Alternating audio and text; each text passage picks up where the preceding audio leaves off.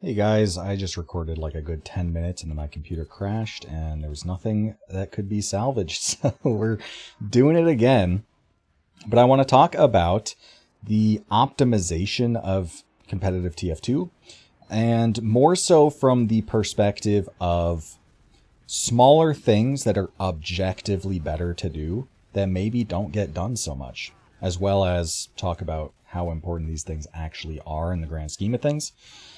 And it's less so about kind of the optimization of the meta at large, which I don't know if I have a dedicated topic about, but I've talked about like meta shifts in the past and just offhandedly mention it here and there. But anyway, to start off, we're going to talk about cosmetics, because there is actually some things to consider in that realm. So I understand as far as cosmetics as a means of, optimal gameplay usually rings a bell for people of the handful of cosmetics with wonky paint regions that you can use to kind of disguise what team you're on, I suppose. These cases are mostly seen on off classes, such as like a pyro or a sniper, as far as I'm aware. So in the context of where you see these classes, it's not really something that matters all that much, because when you're pushing into last and you see a pyro, it's very clear that it's going to be on the defending team rather than your own. But anyway, I suppose you could try running it if you wanted to, but that's not the main concern here. And another such example, which I'm laughing because a friend of mine kind of introduced this idea to me, because I think it was back when he was playing Advanced Soldier. Maybe he was in main and Soldier, but he had a quote-unquote Metalworks loadout where he had a bunch of cosmetics with large paint regions that he'd paint black to try and disguise himself if he's like hiding in a Metalworks skybox wall bug or something like that, which I don't think really works, but it's a funny idea to just look like a weird little goblin just to try and hide on what is a darker map, all things considered. But again, cosmetics not really something that you see used for camouflaging purposes, and in fact having cosmetics can often have the opposite effect. Big one being like unusuals. They make you very visible, and in the case of, for example, a soldier where you might not want to be as visible or a little easier, or rather a little harder to see, then unusuals might just be objectively bad for you, especially if it's the case of an unusual with like a trailing effect. Then in that case, you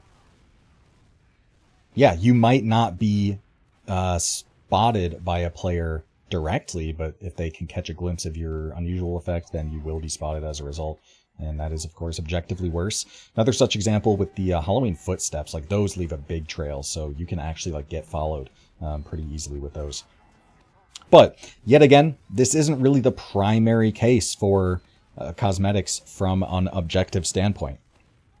In fact, it has more to do with the fact that there are two of soldiers and scouts most of the time, and cosmetics can serve as a way to differentiate between them, which matters for a lot of reasons. So for starters, a very common, or very common thing to happen if you are playing at a higher level where maybe there aren't so many teams, you can start to get familiar with specific players' loadouts. I mean, different people have different loadouts that they use. I mean, for example, like I have a bunch of bonnets here, and I've generally been using that loadout for a little bit.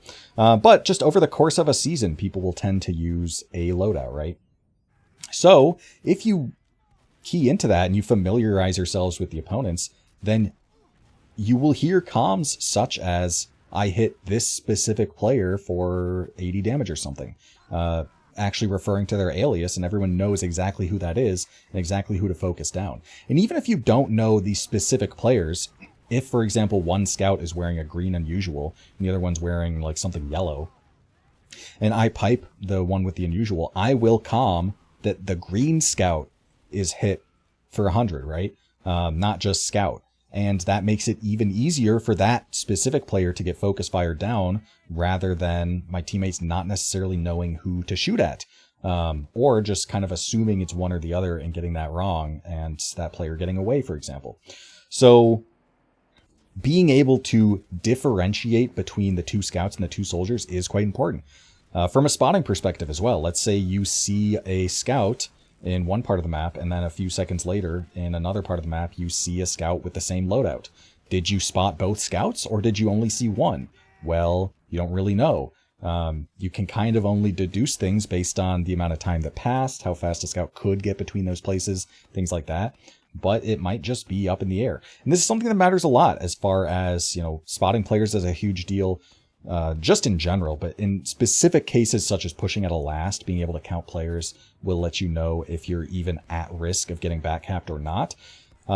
Likewise, if you're playing on last, then spotting players is a way to identify if the other team has an off class or not. If you see both scouts, then you know that one of the scouts isn't on sniper, for example, or spy. But if you can really only tell one scout at any given time because they have the same loadout, then you won't be given that information.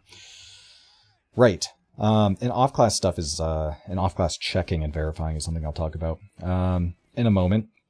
But point being, having those matching cosmetics is certainly an objectively beneficial thing for your team because you are just denying the other team information with which they would be able to play around you better.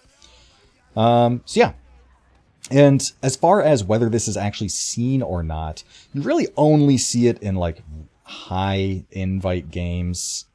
Oftentimes, like I know Froyo would do this on occasion for like grand finals or at LANs and stuff like that. I don't know if they still do. But again, it is just a simple objective case of this is like the correct thing to do. But a lot of people just don't really care that much. And I'll get into reasons for that towards the end. But if anything, if players are wearing matching cosmetics, it is less so to deny the other team information and more so just like for fun to match, right? Some teams have a lot of like team spirit and have sort of a team loadout or a team uniform, I guess, which is funny. So when you see matching cosmetics, is more often for the fun of it rather than for the objective benefits of denying the opponent's information. Right, that's it for cosmetics. Next, let's talk about mechanics and movement and things like that. So TF2 mechanically has really just been improved over the years. Really old players are still like talented video game players, and you see or saw a lot of former TF2 competitive players move on to professional scenes in other games. Big one being Overwatch when that came out. And yeah, I mean, those players were, a lot of like the really early TF2 players were really good at Quake or just in general good at video games, right? Like on par with other esports at the time. So I don't think that necessarily video games as a whole has gotten so much better mechanically at aiming. Maybe a bit better. But I think the specific mechanics of TF2, aiming and movement in conjunction as it's applied in this version to Source Engine, yeah, people have been getting better at. And DM and movement have been optimized a lot. However, not fully. And one objective case is with jumping. Now, I do have one of my earlier videos actually where I make an argument that competitive demos should learn how to jump. And I still stand by the arguments being made there, which, to summarize, is basically that while demo men don't use their sticky jumping as directly in game as a soldier would, you're not really chaining multiple stickies together. Like nothing, like an air sticky or air pogo is just almost not applicable in a direct sense. You're still getting better with sticky aim, kind of on intuition on where your stickies come out from and like where they actually land and stuff like that. But also in certain niche situations, the skills are actually directly useful, such as like rollouts or during Ubers. And it just lets you be more creative with how you maneuver around the map. But point being, having these skills either helps you or doesn't help you, but in no circumstances does it hurt you. So objectively speaking, you only stand to benefit from being better at sticky jumping. And this is even stronger the case for Soldier, who very much uses rocket jumping directly. Very frequently, in fact, and it is kind of a core skill to the class, is being able to rocket jump. That being said, I know of invite soldiers who didn't even know how to C-tap. And for context, for those who don't know, a C-tap is a movement tech in TF2, which stands for crouch tap. Basically, you crouch, and while you're uncrouching, you do your explosive jump. It works for rockets, it works for stickies, and I suppose it works for like surfing damage as well. But it's mostly like a rocket jump thing. Point being, though, you are basically ducking your hitbox closer to the explosion, so you take slightly more damage, and as a result, you get slightly more knockback and go further. I think it's something in the ballpark of like 30%. So, yeah, just being able to do a not even that tight of a timing tech. I mean, C-taps are just not that hard, all things considered. But being able to do that to go 30% further is absolutely going to be useful. It's not going to be something you want to do on literally every single rocket jump you ever do. And for example, C-taps can be kind of inconsistent if you're doing them on slopes, for example. Oh, Lord. But there are without a doubt going to be some instances where you want to C-tap, and if you are incapable of doing that, that is objectively worse. So yeah, being better at or knowing how to do something like that, absolutely objectively beneficial for you. What else? Well, I mean, just jump ability in general. Soldiers stand to benefit much more than demos do, comparatively speaking. So there is even stronger incentive to be good at jump as a soldier compared to a demo in the context of competitive play. But not every soldier is a tier, well, it's no longer tier 6. Tempest goes up to tier 10 now. But, I mean, in the context of 6 is probably like tier 7 or 8 is already like way better than the vast majority of competitive players. But still, like, a lot of people aren't that great at jump and maybe only jump at like a tier 5 level. When, you know, you would stand to gain a lot from getting better at that. But not everyone does. Again, the reasons for this we'll get into. What else as far as movement is concerned? Well, a particular one on Medic is that there are very critical moments in the game in which fall damage can be the difference between you living or dying. This is because during even Uber's stalemates, or just really any time that you are getting bombed by a soldier, the main defensive counterplay that a medic has is surfing the rocket away. And that usually puts you in a position where you're going to take fall damage. So with that in mind, being able to avoid this fall damage in some cases is going to be the difference between you needing to use Uber lest you drop it, or not having to, and being able to preserve that Uber, being able to preserve it being even or being add, depending on what the state of Uber charges are. Objectively speaking, if there are ways that you can avoid fall damage, that is something that you should try because it is only ever beneficial. And there are a few ways that you can do this. The easiest one is just a wall bug, right? Any kind of slanted surface is something that you can kind of stick to. Just source jank movement stuff. But you don't see many medics go for wall bugs, even when they are fully capable of doing so. And even when it's probably the correct play to do so. Likewise, the more niche one is jump bugs, where a jump bug is a really, it's like a one tick input. I think you have to uncrouch and jump the tick that you hit the ground. So this is usually done with a bind rather than being done manually. But if you are falling with a very precise velocity, then performing a jump bug will make you avoid fall damage because you're essentially... I once upon a time remembered how the actual tech works, but I'm pretty sure it just has to do with the sort of chain of events of how the game treats jumping. and taking fall damage such that you are jumping before the game actually calculates that you take fall damage, but whatever. Point being, you can just press a button, and if you get it, within 1/60th of a second correctly, then you can, if you are at the exact precise falling speed, avoid fall damage.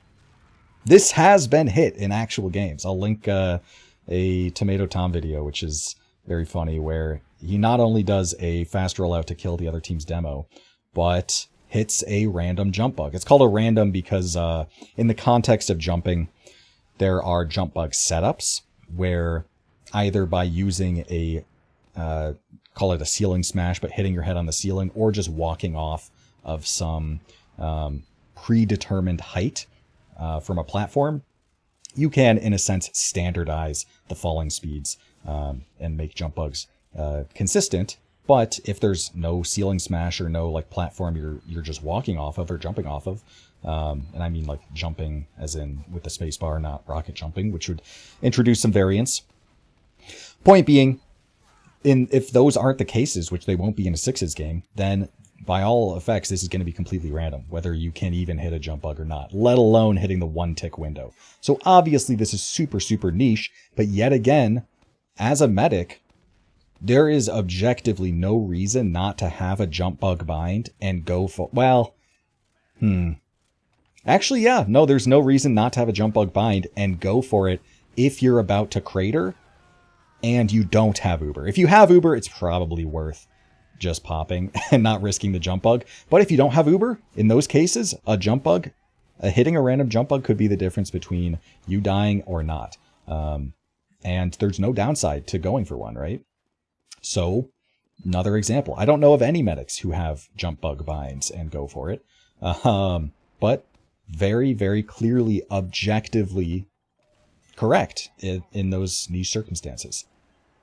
What other examples do we have of this kind of weird optimization that you can argue for? What else? Well, we may as well talk now about the off-class checking. And this is something that I actually think players really, really should do. For something like a jump bug bind on a medic, yes, it'd be sick if you could hit a random and have it actually matter whether you cratered or not. But that's very unlikely to happen, and I wouldn't fault a medic for not doing that. However, this next thing I think teams just should do and be in the practice of doing, and that's off-class checking. As many of you probably know, spies, disguises, I don't know where my med went during that. Spies, disguises prioritize disguising as someone playing as that class, which means that if someone is on an off class, for example, if they sacked into last and spawned on sniper, then your disguise will prioritize that player if you're trying to disguise as a sniper. So if you have the 3D player model on your HUD, then you can see cosmetics, which will be an instant giveaway. But even if they aren't using cosmetics, even if they aren't using unlockable weapons, then you can just redisguise multiple times. And if you're getting the same player time and time again, then you have a pretty decent, you can assume with relative certainty that they are on that class, right? And off-class checking is really, really easy to do because you just do it when the other players spawn. You have someone available to switch off, usually going to be like a pocket scout or whatever scout is not on engineer, because you should have an engineer on last.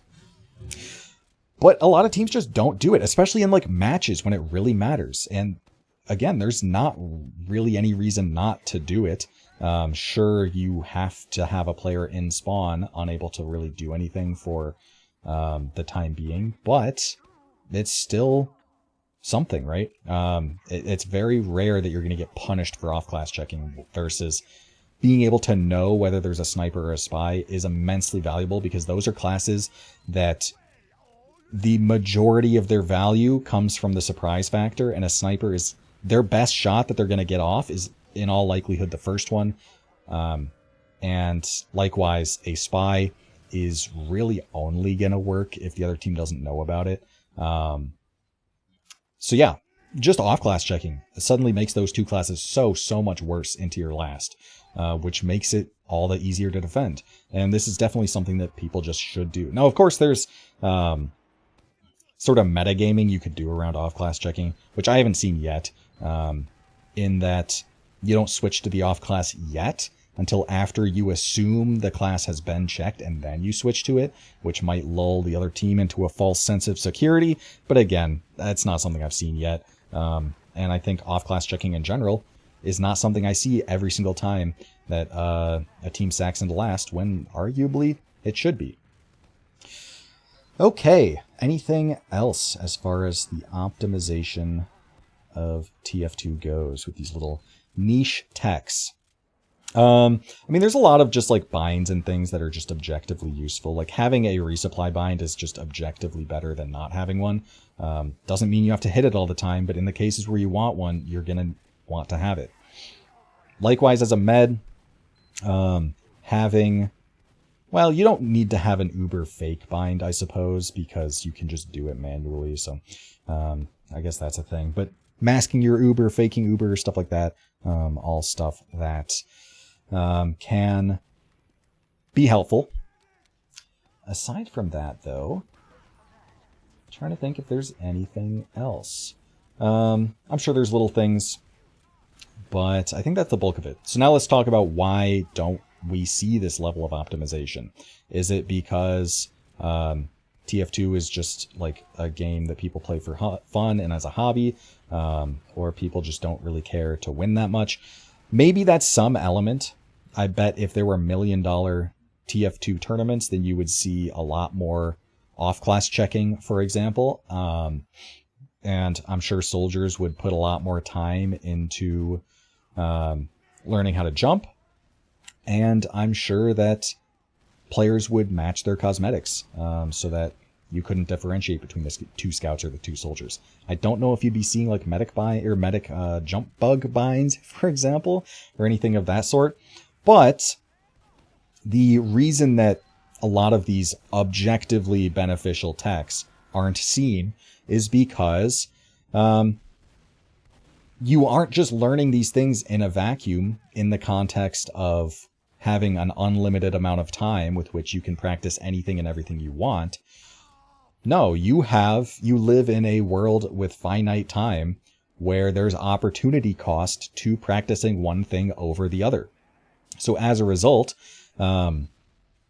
if you are a soldier, for example, you might benefit more from just playing MGE or practicing specific skills over jump. I'd say that's more so the case with something like demo, where you might benefit more, comparatively speaking, from getting better DM than you would from getting better at jump, even though jumping is still like objectively going to benefit you. So yeah, a lot of the practice that players actually put in is towards aim and DM and skills like that that really do help, and probably help proportionately more than practicing your jump bug timings as a med or learning how to wall bug. Even though skills like that are, in my opinion, pretty like learning how to wall bug is very easy. It takes someone like maybe like an hour of total practice to be able to figure out. But still, I mean, it's such rare circumstances that these actually end up being so like useful or useful at all that it's not something that people really consider. And I was about to say it's not something that people really value, but I don't think it's like a calculated decision people are making. I think it's literally just like medics don't even think about the fact that, or they don't even know jump bugs exist, for example, but they don't think about the fact that that's something that they could be doing to survive in those circumstances. But also, for every time that, let's say for every hour you spend learning how to wall bug, which is basically the 1 hour you need to learn how to do it completely, if you spent that hour instead learning how to hit better surfs then and have better movement, then there's going to be way more situations in which you are avoiding the damage outright that would have made you crater, rather than avoiding the crater, if that makes sense. as in you're going to surf those rockets better, maybe surf to high ground where you don't crater, or just avoid that extra splash damage that puts you in crater range, rather than having to hit like the clutch wall bug, no matter how cool that would be. So point being, there's definitely better ways to spend your time to get better at the game, but I am partial to the kind of niche stuff because I think it is interesting. It's very fun when stuff like that comes up. Just because TF2 is a quirky game, and I like the quirks about it. So anyway, that is actually not the end of the video. We're getting a little bit of a two-parter here because I have like a minor announcement to make, I suppose, which is another upcoming LAN. This is probably, well, this is without a doubt going to be the only video I make between now and the LAN actually happening, but it's going to be an RGL LAN, so no intercontinental competition. This is just going to be the invite division for this season played out at LAN. There is an open bracket as well that some of my friends will be participating in. I will not be participating in the competition, but I will be casting there. So if you want to see me there, either in person, if you're going, feel free to say hi, or if you just want to watch on RGL's Twitch, then feel free to do so. I'll put a community post, I bet, on my channel on when that's actually happening. But yeah, you get to see me there. It's not really like a face reveal, I guess, because I have shown my face numerous times, even before the Denver LAN, but that was probably when I was on camera the most, I would say. But anyway, hope to see you guys in the Twitch chat there, or something to that effect. Definitely check it out if you're interested to see what LAN TF2 actually looks like and kind of the vibes of a in-person TF2 tournament. Besides that, like this video if you liked it, or if there's any niche tech that you didn't really know about or didn't think about in a competitive context you maybe learned about, feel free to do so. And if you enjoy my videos in general and you aren't subscribed, then consider doing that, because yeah, I understand with my YouTube consumption, a lot of the time I just kind of like watch the videos that are on my page and YouTube picks up, oh, you've been liking this guy. I'll just keep posting more videos and then I'll realize, wait, I'm not even like actually subscribed to that channel. So see if that's the case for you. And I'm going to start shilling the likes and subscriptions from here on out because it does work. I've actually been doing a lot of editing and commentary for the Revival Tournaments channel for Pokemon, which has been a lot of fun. But I have seen their sub count, which started out as comparable to mine, but lower. But they have not only caught up, but surpassed me. And I don't think that I'll be able to catch up again. I think they're just going to be the bigger channel now. But yeah, we'll see. But anyway, that's all from me. Hope you guys enjoyed, and see you all next time.